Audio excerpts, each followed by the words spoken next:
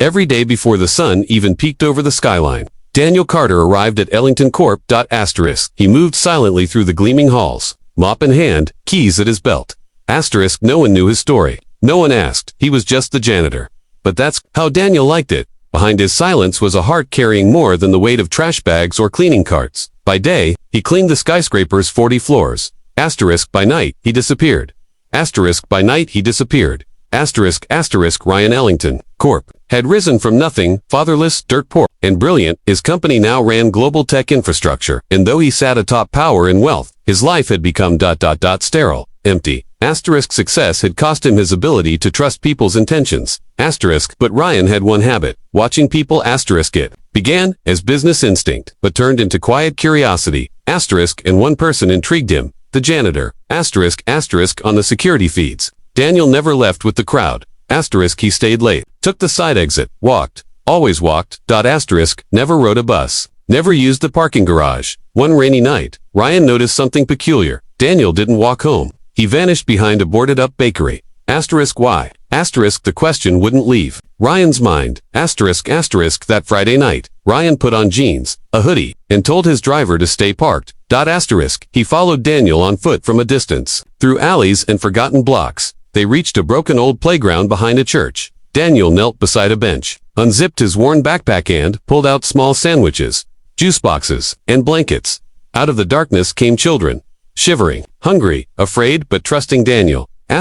He smiled at each of them, handed food, hugged the toddler. Ryan stood frozen. The janitor, was a lifeline. Ryan approached him at work Monday morning. I followed you Friday, he said. I saw what you do.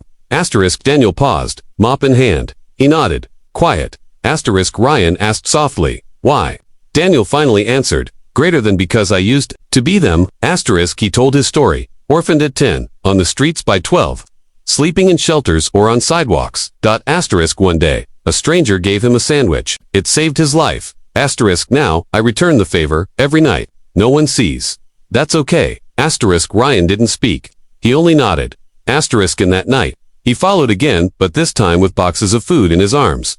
Night after night, Ryan joined Daniel. Under that broken street lamp, they fed the kids, spoke with them, laughed with them. Ryan brought his resources. Daniel brought his heart. And the children started smiling again. Ryan decided to fund a foundation anonymously, naming Daniel director. The Quiet Light Initiative opened its first shelter within a month. Children now had beds, books, food, warmth. Doctors came, teachers came, volunteers poured in.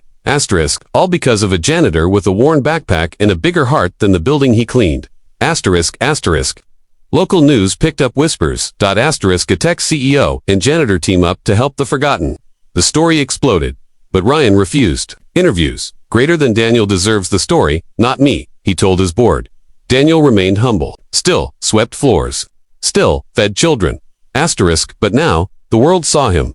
1 year later. Ryan found an envelope on his desk. It was a child's drawing, a smiling figure with a mop and a crown. Inside, a note in shaky handwriting. Greater than thank you for saving my daddy. I don't sleep in the cold anymore. Maya, it broke him. In the best way. At the company gala that year, Ryan asked Daniel to speak. Daniel stepped up, nervous. Greater than. Some people change the world with technology.